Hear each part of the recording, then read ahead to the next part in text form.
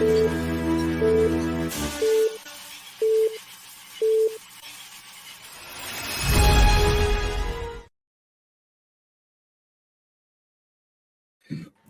to, and I forgot to take Tim off the screen, so Tim is here. So we're doing this totally different because I was unprepared. I am tired, everyone, so I just thought I'd throw that in there. Let's just start straight with Tim then. Fantastic. Rather than taking you off the screen and then putting you back on. Yeah, Sheydin. Let's just roll straight into it. Let's just roll with it. Sorry about that. Good evening, everyone. We're back with another AusComX show. Tonight's guest is Tim McEwen. We are talking all things Greener Pastures. Tim, thank you so much for being on tonight. It's such a pleasure to speak with you, and I'm really excited to delve into your masterpiece of all things green. Thanks. Thanks for the invitation. Really appreciate you having me on.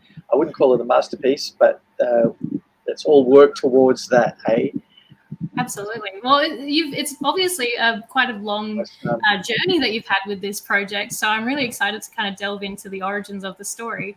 But first, let's get a little bit more information about yourself. Can you give us a little bit of like an elevator pitch of what Greener Pastures is all about? Sure. It's funny because I've had to write out a few of these recently to try to encapsulate the idea, and I've written them out, but I keep on forgetting them, like to say them off the top of my head. Greener, what's the elevator pitch? Greener Pastures, especially because there's two parts to Greener Pastures, and what people are seeing now is the 1990s version, even though it's now 30 years later. And that Greener Pastures is about a stud bull who decided that life on the farm had gotten so boring that there must be something else he could do with his life. So he goes to the big smoke to live with the humans and to try to work out where his place in the world might be. I guess that's really the gist of the beginning of it, yeah. Amazing. I think when I first laid my eyes on, I read the recent one, your issue 8, which is very exciting. And I fell in love with it because I have a Guernsey cow on my farm, and his name is Rupert. So as soon as I started reading this story, I was like, oh, I love it. I can relate so much with it. And I kind of like pictured my own cow in the story, to be honest. Where are the photos? I need to have a look. So it's a cow, not a bull? Yes, he is a steer. He actually used to have an Instagram account. I know this show is about you, but quick plug for Rupert. He used to have an Instagram account while I was at uni as well, and his Instagram account was Rupert in Hats. And what I would do is I would go to op shops and I would cut little holes in like bucket hats, beanies, berets, you name it, and then I'd put him on Rupert, and he would model hats on the Instagram account, and he was a hit. But yeah, so when I read your story, I was like, heck yeah, I love this. I really vibed with it. So yeah, kudos. Also, when I was reading the comic, you have got such a striking art style. I was wondering if you maybe if you had a few words of how you would describe your writing style slash art style, maybe for those who probably aren't familiar with your work. Yeah. Okay. So number one, I'm part of a team. Michael Michelandos and I co-create, and he mostly writes and I mostly draw, and obviously there's some overlap there. But yeah, as far as my drawing style is concerned, I very much come from the black and white tradition. So I don't draw anything with an eye to how is this going to be colored. Everything I draw, like when I'm at the penciling stage, my thoughts are always, how am I going to ink this? And where am I going to put hatching? And where am I going to put cross hatching? And where am I going to put the solid blacks? Because that's really all I've got to work with. A few of the earlier issues, I actually used that zipper tone, that stick down letra tone. Like a lot of manga still does that. The little dots. I kind of moved away from that, and almost all the tone work is now just me doing lots of lines, lots of hatching. And the issue that you read of number 8, that's the preview version. And I actually just spent the last 2 days cleaning up a few of the pages. I thought I was going to look at maybe 3 to 4 pages, but really some more work. And I ended up, I think, working on more like 8 of them, 8 or 10 of them. And for most of them, it was adding more hatching, more cross-hatching in the background so that there was more depth. I'm trying to find a page that shows that doesn't give away the ending, because a lot of that was actually happening on the last few pages. So actually, yeah, this is a really good example. I don't know, Sizzle, if you've got like page 23. 23, yep. So this is the original art. This is how I draw, right? So this is partly answering your question as well, Sheydin, because everything's traditional, right? I draw on thick paper, Bristol paper, but it's pretty thick. And I draw with a brush and dipped in Chinese, normally it's India ink, I'm using Chinese ink, or a dip pen. Sometimes I use like like Copic markers and that kind of thing as well, but it's mostly like brush and stuff. But this page by Campbell White, and we'll talk about why it's not my drawing, it's Campbell's drawing. But this drawing by Campbell White, he basically left out all the backgrounds.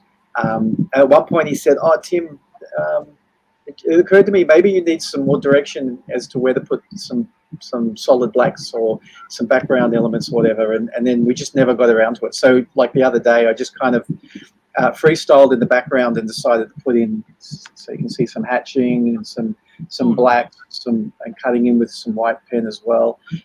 So the version that's in the edition that you just read is actually quite different. It's all very white, and it doesn't fit the story at all, because it's taking place in a nightclub, and they're normally dark with just like lights and strobes and stuff. So I had to kind of emulate that. So actually, it's a weird thing, but it's a meditative thing to sit there and just do hatching and cross hatching, and it's very time consuming. But it's just that idea of the work is done by hand, and I don't do any computer work at all. I've actually thought to myself, I should probably just get an A3 page and just hatch the whole thing, and then scan that in, and then I could just drop that in, and it still looks like it's hand drawn, but I could just repeat it. But I don't know, too much of a glutton for punishment to do that. Yeah, I think you've definitely nailed it as well. Some of those panels that I read, especially in your early work, in one of the first ones, I think it was, like some of the panels and some of the angles that you draw at are very, very cinematic. There was one particular panel that kind of grabbed my eye, and it was like a top-down view of the front door, just as the wife is about to open the door. And I kind of stopped and looked at that, and I thought that was actually, really, really well done. That one particular panel, that's really nice. That was before I even really knew how to do perspective as well. Like I fudged so much stuff for so long, and I'm an educator as well. Like I teach tertiary animation students how to draw, including perspective. And I sometimes think to myself, it would be really better for everybody if they just drew without any knowledge for a few more years before they get, all of this information rammed into their head and say, this is the way it's got to be. These are the rules you have to learn so that you know what rules to break. There's that whole thing that we've heard a number of times. But I especially with comics, I often just tell people they should just make comics for a couple of 100 pages before they even look at any textbooks on how to make comics, but also on things like perspective, because you're just drawing whatever you feel like is going to be a really exciting thing to draw. Exactly. And you're not worried about how hard it is going to be. That's the really great thing about most comic book artists' early work, is that there's so much more experimentation, and they just go for broke, and they just have as much fun as they can before they start trying to, getting into a bit of a rut or finding what the rules are that they don't want to go. I thought it might be, yeah. He's also in the book. Oh, cool. Yeah. So that 8th issue, have I got a copy of the jam here somewhere? So that 8th issue, the one that you read, Sheydin, Yes. is a jam. Oh, I'll put it in my bag and take the word that day. It's a jam issue. So, I mean, you're reading work, when you're saying the earlier issues, you're reading work from like 1994, Yes. 1995, 1996. And the last issue that we did was 1997. Yes. And that was issue 7. And now issue 8 has come out, nearly 30 years later. And I thought a really good bridge between what we were doing in the old times and what we're about to start doing now with new work, because it's an ongoing series, and we've already got all of the other stories. Like, we've got 3 more issues at least set in the 1990s that are written and ready to draw. I thought a good bridge would be to take a story that we wrote for number 8 in 1997, but never got around to drawing, and draw that in 2023, so that like it's like that's the bridge, the old story with the new art. But I also thought it'd be really great if we could have a bit of a party and a bit of a welcome home party for Trevor. Like, we're back at this now, Yes. and invite a whole bunch of other artists to jam on it. So I took the script and I thumbnailed it like I normally do. So I did thumbnails of every page to figure out how the story should work and which pages have how much story, and which ones are the splash pages, etc., etc. And then I drew those thumbnails up a lot larger than I normally would, so about A4 size. And then I asked a bunch of people if they wanted to take part, and I said, which page do you want? So every artist, there's 30 creators, including me and the writer, so 28 guest artists, and they all picked a page, chose a page each, and used my thumbnail to make sure that they got the right amount of storytelling coming out, but they didn't have to follow the thumbnail exactly at all. So we made sure that it would make sense, but it would also be quite unique to each artist as they go through. Yeah. Yeah. Wow, that sounds like quite the process. It's actually something that I did want to delve into. How obviously this project is kind of stemmed quite a while, but I kind of want to know. I kind of want to step back a little bit and just ask, how long have you been drawing for? That's like asking how old I am, because I've been drawing for as long as I can remember. So, like 50 years I've been drawing. My mum found some drawings recently that she said, oh, I thought you better have these. So I don't know how old I am. I feel like I was probably preschool, but maybe it was kindergarten or first grade or something. And so, it's like everybody, though. Everybody draws when they're that age, right? Yeah. It's that whole story of why do people stop drawing? So I'm one of those people who just never stop drawing. So yes, yeah. Amazing. So I guess when you've come into the comics world, what really inspired you to start comics? I think just the love of drawing was the thing. That was the main thing, right? So I bought and read comics, and I love doing that. And I love to draw, so it was like, how do you put these two things together where you make your own comics? So I guess that's like the very simple answer to that question. What inspired me to draw comics? Just I love them and I love drawing, so that was that. And I drew as a young person. I didn't really draw too many comics. I drew a lot of comic related sort of images, but didn't draw a lot of actual comics until I was actually quite a bit older. I haven't really thought about that for maybe ever. The point at which I started to actually draw comics was the point at which I started to meet other comic book kind of people. Yeah. I did some strips. I did strips for newspapers, like for local rags. Yes. None of which ever got paid for. But so I was doing that. So yeah, I was making my own comics. I think when I really started to like particular artists, that's when you really start to say to yourself, I could be like that person. There's a person doing that, and now I know that there is, because I know their name, and I follow them from from comic to comic, because they're my favorite artist or whatever. I think it was probably at that stage when my reading of comics matured to the point where I started to understand the creation process behind it. I started to make strips, and I found a couple of newspapers that were willing to take strips from like a 17 or 18-year-old. But then, in Sydney, when I started to make friends with other comic book people who were also making comics, that's when you really start to go, okay, so we've got to make comic book pages, and you're actually going to publish it, and as a mini comic or whatever.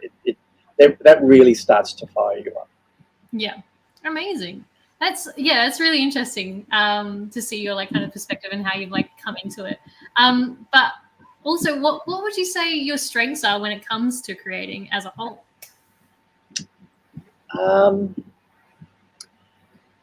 I guess it's just the visual storytelling. That people ask a different way to look at this question is, what's your favorite part of the process, right? Yes.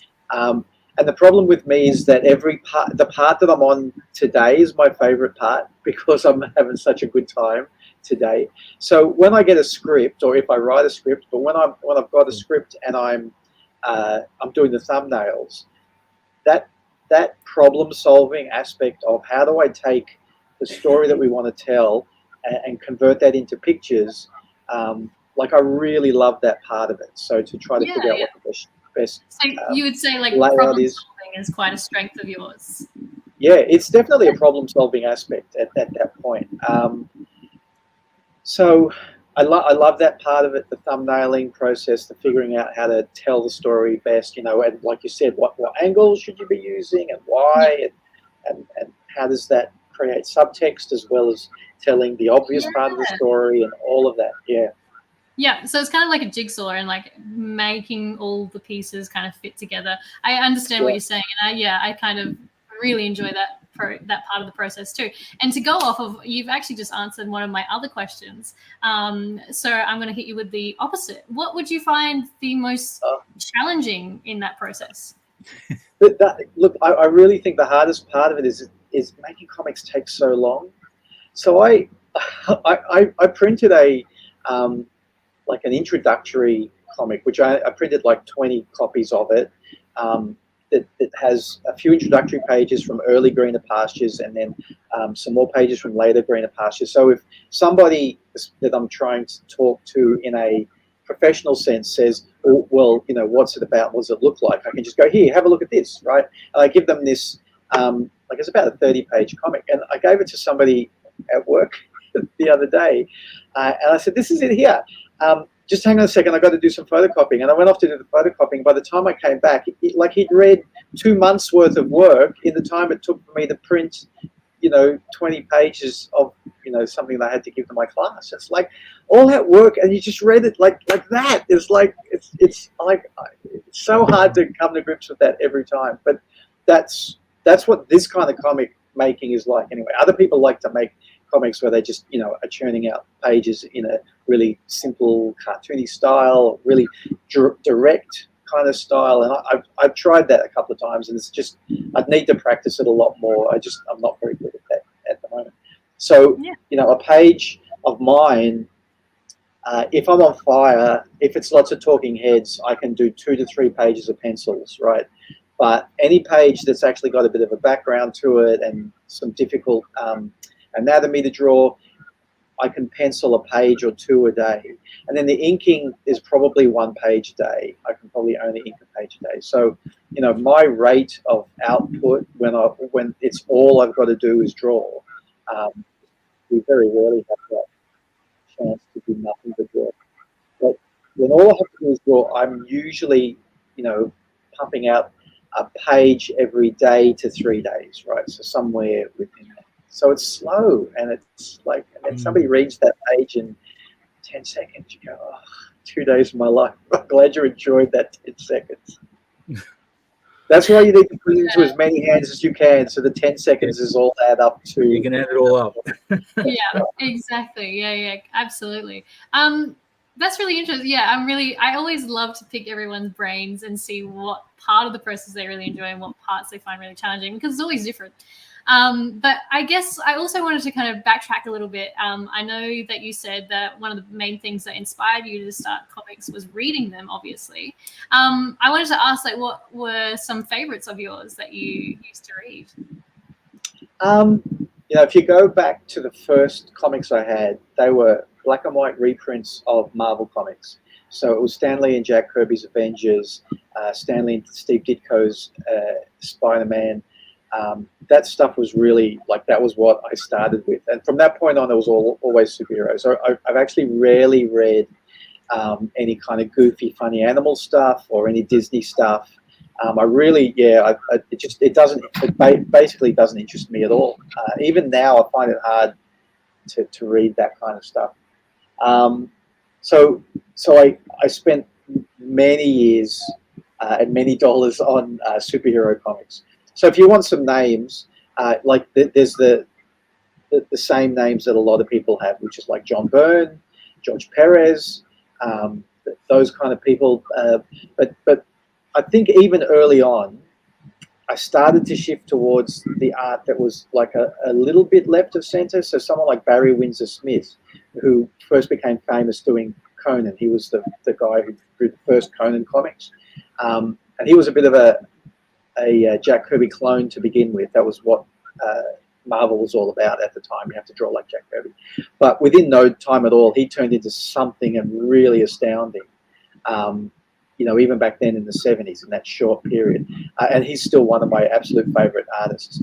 And someone like Jim Steranko, who like only drew a couple of dozen, real comics for Marvel. Again, back in the 60s, Captain America, and before that, Nick Fury and Agent of S.H.I.E.L.D. And his stuff is incredible.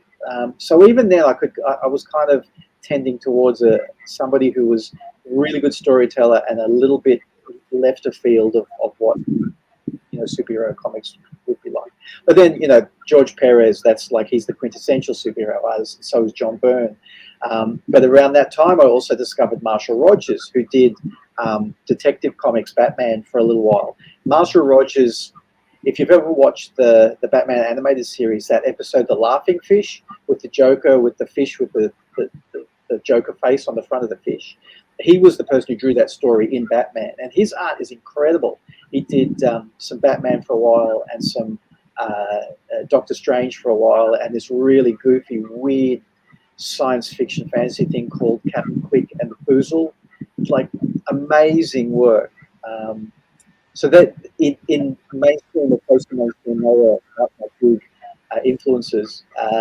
But then outside of that, I say this every time, Dave Sim, who did Cerebus, is absolutely probably the biggest influence for me, and still is. A lot of what you see in those Greener Pastures is me learning how he was telling stories and trying to figure out the best way to implement that for the story we're telling, which is different to the story he was.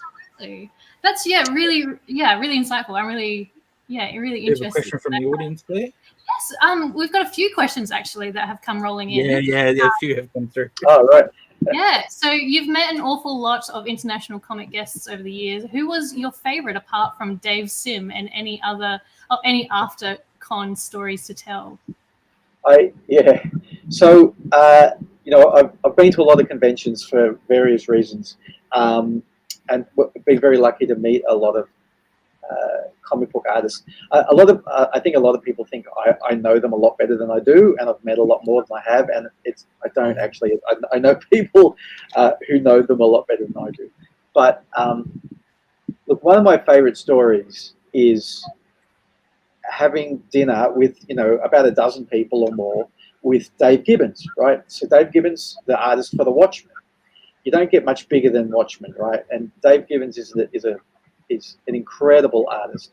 I actually invited Dave Gibbons to take part in number 8, and we had a little exchange in emails, and unfortunately he couldn't take part. But after a convention, we were sitting at a Chinese restaurant. I'm pretty sure it was on the Gold Coast, so it was beautiful evening. We were outside, big table with lots of people. And Dave Gibbons had come to like Supernova like maybe 3 times at this stage. And I have a little sketchbook. I'm just going to grab it here. So I've got like 40 of these like little A5 sketchbooks, and I get people I meet to draw in them, right? So I've got 40 of these with all sorts of different artists, you know, doing sketches. Cool. Oh wow! Yeah, it really is, I'm really lucky. People just draw in them for me. I ask, if you don't mind, draw me a picture, and they do. So I asked Dave Gibbons, will you draw in this? And of course, he draws for people. He's very happy to do that. So he's got this drawing of Rorschach, right? The character with the face that changes and the hat, which he draws for everybody. And he can do it really quickly with his eyes closed. And that's not because he doesn't care. It's because he's an amazing artist and he's drawn it a million times, right? That is the sketch you get. So the second time I met him, I said, actually, you already did a Rorschach. Would you mind doing someone else? And he goes, okay. Because he doesn't actually want to do someone else. So he did, I think the second time he did Dr. Manhattan, because it's a striking face as well. And so the third time I met him, I said, you've done Rorschach and Dr. Manhattan, would you do another one? And he went, okay. And he did a comedian, right, which is a bit more detailed. There's a lot of detail on that face. So at dinner, I'm just talking about that. I think the beginning of the conversation was thanking him for drawing a third picture and drawing a different one each time. But I don't drink, so it wasn't like I was drunk. I was just being cheeky, and I was being cheeky and saying, because you draw the same thing for everybody, and then it takes you 10 seconds. You can do it with your eyes closed, and he's going, really? You think it's easy, do you? I'm going, oh, well, I know it's not easy. You're very practiced, and you're very, but it's. And he's going, well, this is true. I do it because it's quick. So the conversation changes, and other people are drawing, and I'm sitting there with a napkin and a Sharpie, and I start to draw it. I start to draw that Rorschach that he draws for everybody to see how I would do it and how long it takes me. And he looks across the table and he goes, oh, Tim, you're not trying to draw my Rorschach, are you? And I'm going, no, I'm not. I'm trying to hide it away. And somebody grabbed it and gave it to him because it was terrible. And he goes, see, this is, don't go making fun of me in the way that I draw Rorschach because you can't do it, can you? So, yeah, it was all in fun, but it was like, what an idiotic thing to do in front of one of the most famous and best comic book artists in the world. I love that sentiment of having a journal that you get everyone to draw in. That's awesome. I think that is such a good idea. I love that. We've also got another question from Rico. For the artists who one day want to achieve a full comic series, how does your day play out when you are working, and how do you schedule time for breaks? It's amazing what you're doing. Oh, thanks, Richo. Thanks for the compliment. That's great. How does my day play out? I just like to draw. So it's actually... this is some advice I just gave to some of my students yesterday. I drink lots of water to keep hydrated because if you're hydrated, you can think better and it's good for you. But the other really great benefit of being hydrated, there you go. The other good thing about being hydrated is it makes you stand up and go to the toilet. So that's good for your back. It forces you to have a break because otherwise, if you're in the zone, you may not take a break. So part of the problem, Richo, is... No, I'm using a brush, right? I'll put that where you can see it. So I'm using a brush, and you dip it. It's not very sharp, this one. I've let it dry badly. So, you're using a brush, and you're dipping it, and you kind of, once you're in the zone and the brush is working and your ink is wet and like you don't want to stop and interrupt it and then go and have lunch and come back and go, oh, now the brush isn't right anymore because it's kind of, the bristles have dried and I have to go clean the whole thing and start from scratch and the jar of ink needs a little bit more water. Now it's too much water. Like if it's all working, you want to just keep going. And I kind of, my advice would be to just keep going when it's working for you. But yeah, and it's just, treat it like a work day, get up and sit at the board and start drawing. But the other funny thing is, I've heard other artists say this as well, you kind of, you're in the zone where you forget to breathe, and there's a point of where you're working away, and it's not just because you're holding your breath for one line. You just kind of stop everything, and everything's happening for you, and you go, oh, I forgot to breathe. Okay, and then you keep going again. So yeah, it's you got to kind of look for those things, and if you're what's the term? Not self-conscious, self-aware enough. If you're self-aware enough, you can start to learn how to make those feelings happen for you, so that it doesn't just happen by accident. You can actually start to be aware of how to get yourself in the groove. I'm not that self-aware to make it happen, but yeah, I've heard that that's a good thing to do as well. Yeah, I think there's some really, really good advice there, especially getting up and making sure you're taking breaks. That's super important. Otherwise, I don't know about you, but I always get in a slump. And if I'm like looking at the same environment for X amount of hours or whatnot, if I just go out, I've got the luxury of the farm with the cow, so I like to go on walks out there. But yeah, I think it's really underrated how important that is to get away from your space sometimes, get up, stretch back, whatever. But to piggyback on that question from Richo, I do apologize if I've mispronounced your name, is one question that I love asking artists that come onto the show, and it is, do you have any funny quirks or rituals when you're creating? For example, I always give the example that I cannot create unless I'm listening to music. It can't be a podcast. It can't be a TV show. It's only music. And last fortnight we had Sarah Firth, the lovely Sarah Firth on, and she had the funniest quirk. She likes to get up and dance, or she walks and she writes. So I thought that was really funny, but I love asking this question. I don't know. Do you have any funny quirks? Nah, I'm boring. No. I don't need to make sure that change my socks to the other feet and then everything will be fine, or wear my lucky underpants or whatever. No, I just kind of sit and draw. I think just get through it. I do like to make sure that all my tools are kind of ready, so I don't get interrupted, or if I'm going to need an eraser or a white pen or some more water, that it's all there for me. So other than that, I just try to make sure I'm organized and ready before I start. Yeah, I was going to say your funny quirk is being organized, and that's right. It doesn't look organized, right? It looks a mess, but it's all the stuff I need. Organized to you. It's an organized mess, and that's all that matters. Yeah, exactly. I guess when I was reading I think it was one of the older ones of Greener Pastures, I did notice that the origin story, or I guess in the very first page of that comic, is that it began from your uni student newspaper. Yeah. Is that from? Yeah. So like I said, that was 1990. Yeah. Can you give us a little bit more backstory on that and how it all began and came to fruition? So like I said, I was doing strips, right, for local rags, for local newspapers. But I met Michael McEwen. He's the co-creator of Greener Pastures at a convention in Sydney, and it was at a time when conventions never happened in Australia. So this was the first time I've ever heard of a comic convention. And I sat next to Michael in one of the panels, and we made friends. And we mostly made friends because he had a camera and I did not, and he was taking photos. And I worked in a place that developed photos. So I said, if you bring me the film, I'll get it developed for free, as long as I can have a set of photos as well. So this is how we made friends. But long story short, we stayed in contact. And when he was at the Uni of New South Wales, he got offered a space in their paper called Tharunka to do a comic strip. And I think I was probably the only person he knew that drew comics. And he just contacted me and said, do you want to do a comic with me? So I said, yeah, of course. So this would be great fun.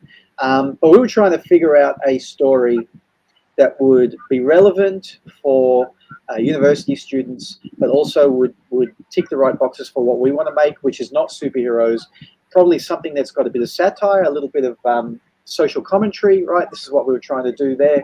And everything we came up with was pretty cliched. An alien comes from outer space and goes, human, tell me how your society works. It's like, oh man, that's too cliched and too straightforward. And I was on a farm stay holiday in Quirindi in New South Wales, and the farmer took us, me and a whole bunch of my mates, my then girlfriend, now wife. We got into a four-wheel drive and went for a drive around the farm, and it was a dairy farm, or a cattle farm, and those first 4 pages that you see in issue 1, Sheydin, they came to me in a flash while I was on that four-wheel drive.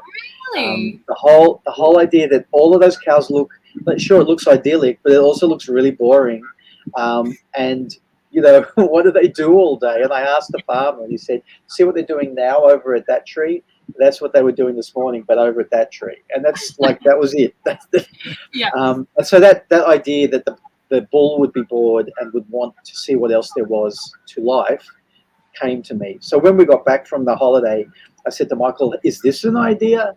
And Michael must have thought it was a good idea, because the next time I spoke to him, he actually had like a short synopsis of Trevor's entire life story, saying this is what we should do. And I said, yes, that's what we should do. So I keep on threatening this to people all the time, but I'm sure I've got that printout of that. I think it was like 3 paragraphs.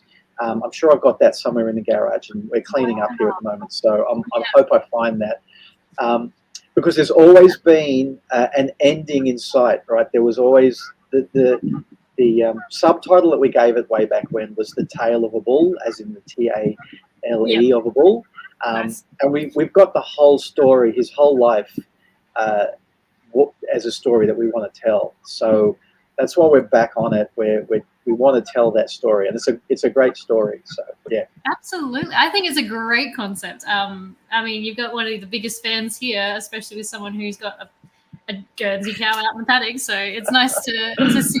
The farm. The farm's being represented. Michael and I.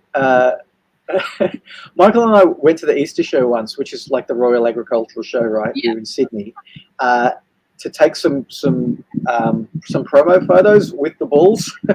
And we took a comic, and maybe we were wearing a T-shirt with a drawing on it, and we said something to one of the farmers, and he said, "That's not like any bull I've ever seen in my life." I'm going, okay, I know it's a comic book, but yeah, I don't pretend I'm drawing an anatomically correct or even like any way correct bull, but yeah, it is the same breed.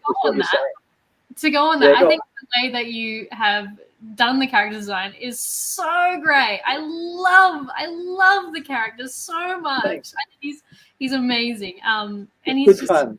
Yeah, he is. I just love him so much. As soon as I set eyes on it, I'm just like, I think I'm gonna like this story a lot. Yes, there he is in all his glory. That's an old one. We fought over who boosted him up. We both clicked it. Well, actually, I think we've also got another question actually come in from Peter Lane. He asks, how far away is Greener Pastures 9 once the issue 8 campaign is done and dusted? Oh my God, Lane, will you shut up? Come on. We haven't even got number 8 out of the Kickstarter. Take him down. Yeah. That's wonderful, Peter. I'm glad you can't wait. I can't wait either. So yeah, number 8 is kickstarting right now, and my plan is this year to do 4 releases. So Kickstarter 8, 9, and 10, and I don't know how many people I've told this to, but is that the right link? Thanks, Sizzle. Yeah, the 4th release this year will be a trade paperback collecting the early stuff. So cool. Yeah, so I haven't really told too many people that, but that's the idea for this year. 4 releases, 8, 9, 10, and a trade paperback. Next year, I actually want to do 6 releases. So I want to get as many out as I can, because what I want to do, and not a lot of people in Australia, especially doing indie comics, make a living from their comics. There are a few really amazingly talented people who make a living from doing mainstream or close to mainstream comics, but not many people make a living from doing indie. And I don't know that I'm going to make much of a living, but I want to try to make a living from this comic. And part of the issue is you've got to get the quantity out, but the numbers have to come out one after the other after the other. If you're releasing 1 or 2 a year, how are you ever going to make a living from that? So to answer your question, Peter, number 9 should follow about 4 months after. Cool. 3 months after. Should follow 3 months after. And then the next one 3 months after that, and the next one 3 months after that. So this year I'm going to be quarterly, and next year we're going to be releasing. Again, you want a scoop? It's not much of a scoop because I have talked to other people about it, like off and on for the last couple of years. But there's my son again. But next year, probably 3 issues of Greener Pastures, a trade paperback. Collecting earlier stuff as well, and 2 issues of a thing called Greener Pastures Team Up, which is like Marvel Team Up, but less Spider-Man, more Trevor Bovis. So I want to team Trevor up with other comic book characters. So amazing! I look forward to that. That sounds exciting. We've got a few stories already underway. We've got a fully penciled Killaroo crossover. And a couple of scripts for a couple of other things. Actually, the second story is already probably nearly completely penciled. It was nearly penciled months ago. So yeah, lots of stuff happening to try to make this, a going concern. Absolutely, and I mean, thanks for Peter Lane. Thanks for asking that question, because that was actually one of my next questions of what projects are on the horizon, and it sounds like your horizon is quite busy. So very. That's really exciting. That's super exciting. Yeah. I guess I kind of wanted to maybe backtrack.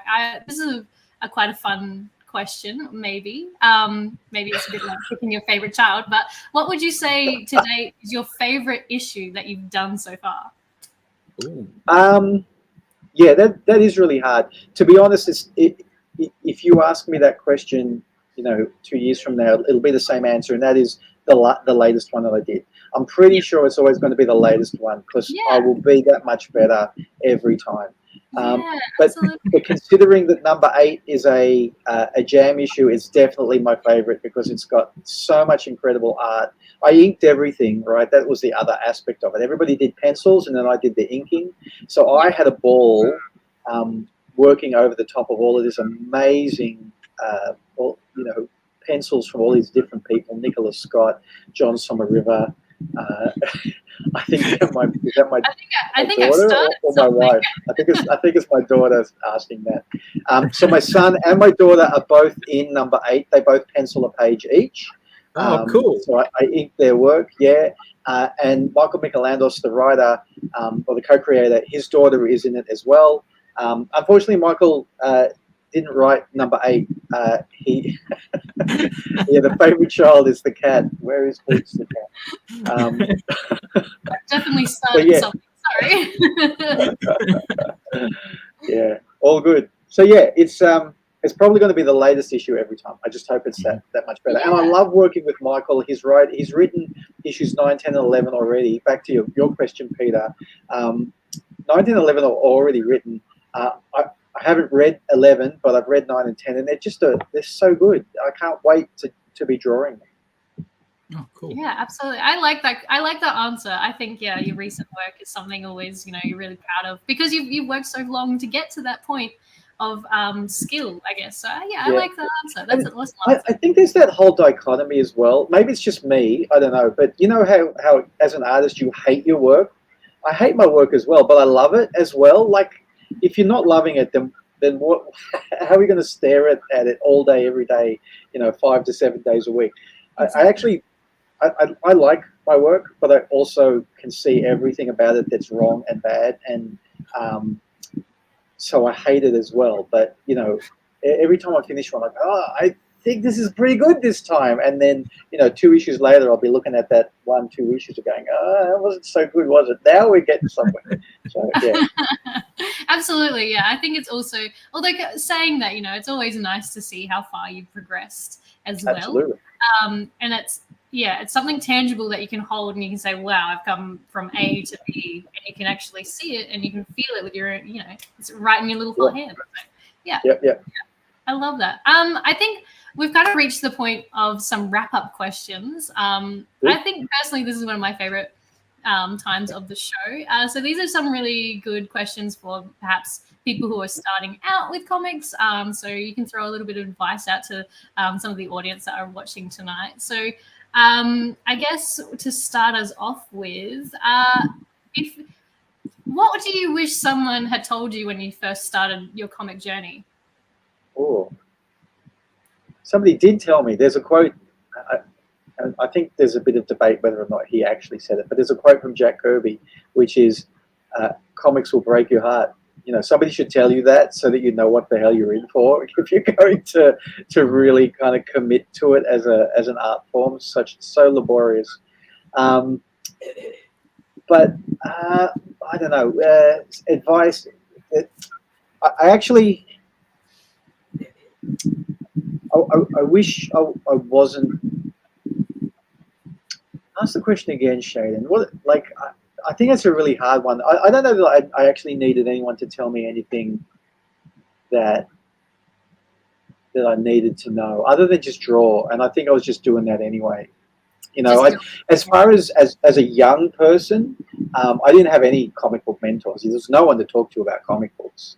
You know, to talk to about comics and what was the latest issue of the Avengers like.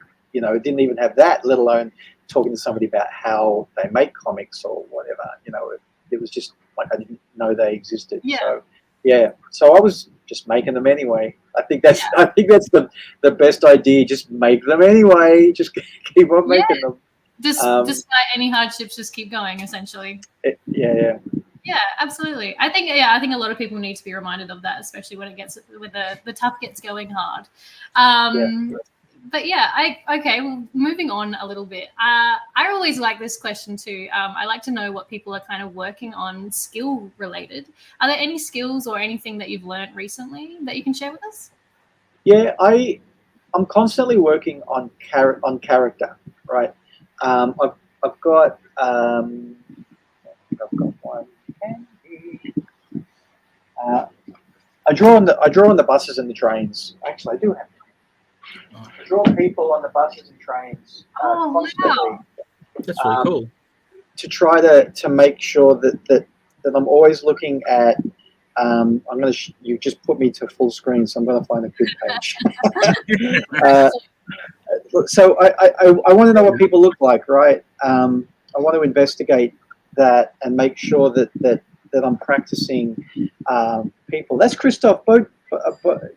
Christoph. He's a comic book creator, right? I do that from across the room at the Kingston Bowling Club. Really? And that's Chris Neal, who's also a comic book publisher. So sometimes I'm caricaturing, and sometimes I'm trying to draw realistically, and sometimes I'm just trying to draw quickly and draw as much as I can, as quickly as I can. So that's a skill I'm always working on, right? What do people look like? What does clothing look like? What do folds look like? Cool. All of that stuff constantly, and these all look like they're reasonably realistic. But I do a lot of these kind of drawings that aren't so realistic. So this book must have this one's mostly people who've actually looked realistic. But a lot of that is on my Instagram as well. If you ever kind of look on my Instagram, so so that one's a lot less realistic, right? I try to find an interesting way to cartoon real people, and part of that is you're putting information in there constantly, which will come back out again the next time you need to draw somebody. So I'm just trying to remember what three-dimensional volumes look like on a cartoon head. And a lot of that, that's like Mad Magazine sort of level of rubbery faces, which I kind of like as well. Yeah. So it's that, to answer your question, what skills-wise, what am I working on? It's that, and it's placement of shadows. I'm always scared of putting too many deep blacks onto a page, and because I'm afraid of ruining it with black ink, which you can't get rid of very easily. So that's the two things. Yeah, I think the sketchbook that you showed us just before, that had some really interesting shape language in just the way you've drawn the faces and how you can push and you can pull like the form of the Yeah. face. I think that was really, really well done. It's- And something it's- that and it's great fun as well. That's, you know, so that first book I showed you was full of stuff that's more realistic. This book is much more full of people who are much more distorted. So much more fun to do it that way as I well. love that kind of stuff. Yeah. Amazing. Very cool. So they look like people, but they don't look like the people I was drawing. But I think it's really fun to play with those kind of shapes and see how distorted you can really get. Well, that's A man wearing a suit that's probably a little, like one size too big for him, maybe. It was such great fun to draw that guy. So yeah. So I do that even now, but I've got like a stack of books. I've been doing it for like 15 or 20 years on public transport. Absolutely. I guess this next question is a little bit loaded. Tell me otherwise. But what would you say is your ultimate comic goal? Do you have a goal in mind for the long run?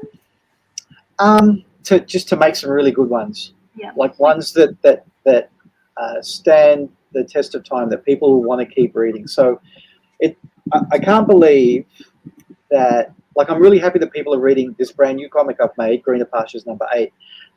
But, you know, for the last 2 years, I've been back at conventions selling all of the old stuff, and people are still reading it. It's incredible. And people bring me the first printing of #1 from 1994 and say, this is one of my favorite comics, will you sign it for me? And it's like in a pristine condition because they've never, you know, kind of let it yellow or anything.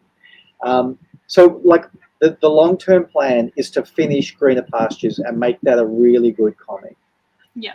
I know the story is good. I hope that we can do great art and finish it, right?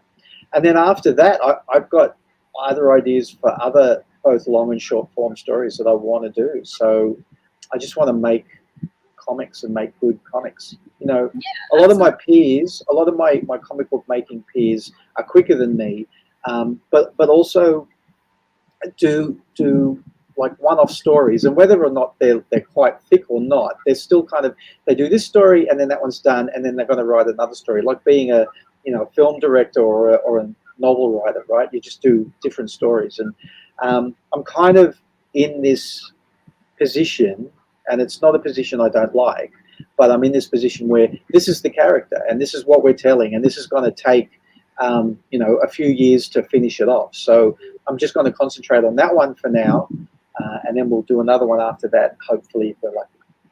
Another one after that. Yeah. Absolutely. I think it's a great question. I've got this long-term life that I'd like to live, making comics and hopefully making a living from it. And it's never too late. Look at this old man. I think we definitely share very similar kind of goals, that's for sure. So yeah, it's nice to know that there's like-minded people.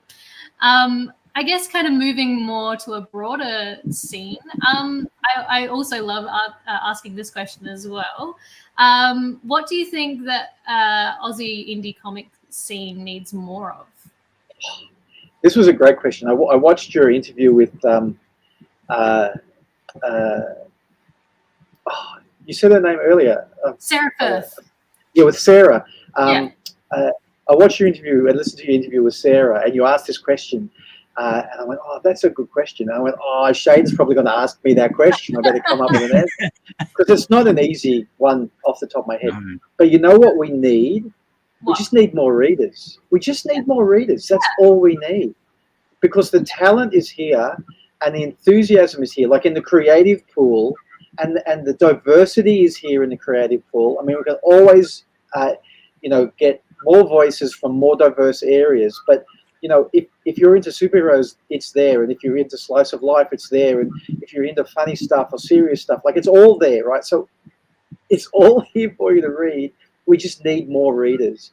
Because if there's more readers, then there's more money. If there's more money, then that means we can take more time to draw it and less time to have to stack shelves at Woolies or whatever. That's it. I think that's a wonderful answer. I really like that answer. Yeah. And to kind of like go on the opposite of that, what do you think, not on the opposite side, I'm sorry. What do you think the Aussie comic scene does well at? I think it's that diversity thing. And this goes all the way back to when I first started to get involved with comics. The fact that we're not America and we're not England, we were making our own stories in our own voice, whatever that might be, right? Because again, our voices in Australia are quite diverse, but we make our own comics, and they're different to everywhere else, and that's really, I think, a great strength. So I'm glad I've seen that, like, since the 80s onwards. That's always the thing. We've never quite done that thing where, you know, they had that big British invasion into America of Alan Moore and Neil Gaiman, and etc. and so forth. But right now, a lot of the world is reading Australian comics because how interesting they are. We're as good as anywhere in the world. So we just need to get the production values to the level that international publishers would be willing to republish stuff. That's always like an issue, you know, in whatever art form you're in. But because the quality is already there, just to get it to the rest of the world is kind of the hard bit. Yeah, absolutely. No, fantastic. Was that someone in the background I just saw? That was Miss McEwen, yeah. Oh, right. Yeah. I thought I was seeing things. No, that's perfect timing. Rounded off the show with a bit of a mystery. Tim, it has been an absolute pleasure talking to you. Where can we see more of your stuff? Can you give us a little bit of a wrap up of where the viewers can find you and your work? What I really want you to do is just go to the Kickstarter, because everything of mine that you would like to buy at this point is right there. So kickstarter.greenerpasturescomic.com. So it's kickstarting Greener Pastures number 8, but 1 to 7, 1, 2, 3, 4, 4.5, 5, 6, 7, 7.5 are all there, as well as the Greener Pastures Extravaganza, and they're all there both in physical printings and digital copies as well. So you can have it either way. So that really is the best place to get it. I've got an Owner Indie site as well, but you might as well get it at the Kickstarter.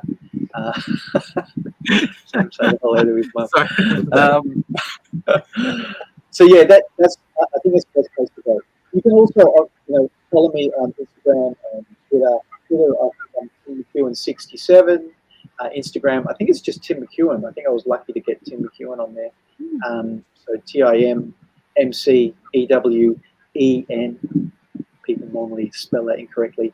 But there's also a Greener Pastures account on both of those platforms, as well as Facebook. So I'm in all of those places. If you just do a search, you'll find it. Amazing. Well, before we sign off and bid farewell to all of our viewers, Shane, is there anything on at the moment? Do you want to give us a little wrap up of what's going on? Well, the first thing I want to do is actually, we've never had this before, so thank you, Tim. You've somehow brought Twitter to us, or X, sorry, as it's called now. This is our first ever comment, and it's about cricket, unfortunately. But that's the first time we've ever had a comment from Twitter. So that was quite exciting, for me at least, anyway. So yeah, so we did well at cricket, apparently. Thank you, Mark.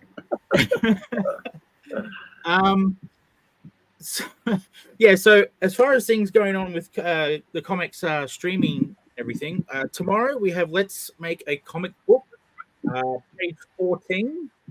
So that's going to be a lot of fun. I was going to say who's on it, but we never reveal that until the night. So yeah, well, actually, no, we let the guests reveal it when they want to reveal it. So when they share that they're on.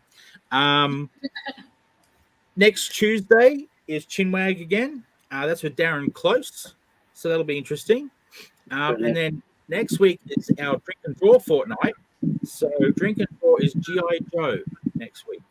A G.I. Joe character of some sort you get to choose. I'll be posting that soon, and that will have the link to where you submit the art. So don't feel you need to submit it on the night. Submit it when you're ready. When you've made it, just submit it. It makes my life easier, actually, if it's in early. But yeah, so that's all the things going on with the channel. The big thing that we've got to remember, though, is kickstarter.greenerpasturescomic.com. You want to go there, go to the Kickstarter. I've already supported it. I was going to buy all the old ones, but then I realized I already had them. So that was awesome. That's right, you do. Yeah, so I bought them quite some time ago, actually. I've only read one or two of them, unfortunately, but that said, of most of my pile of 430 Aussie comics that I haven't read. I know exactly what it's like. You want to know what I read the other night, Sizzle? I read Sizzle and Doug in the Multiverse. I read that through for the first time just the other night, and I'm in that one. It took me that long to read it. Yeah, and it was awesome. It was good fun. What a great idea. Yeah, it was a lot of fun making that and reading it as well. Yes, so yeah, that was really cool. Amazing. And we've got any comments? No Yep. Okay. Thanks, guys. You ruled. Yep. Cool. Thanks for tuning in. Otherwise, Tim, it has been an absolute pleasure talking all things Greener Pastures. Best of luck with the Kickstarter. I'll be watching very closely on how things go. But you've just gained another fan, that's for sure. Two, in fact, one in the paddock, one here. So I want some photos of that cow. I will have to send you some, that's for sure. I'll send you the ones of Rupert in hats.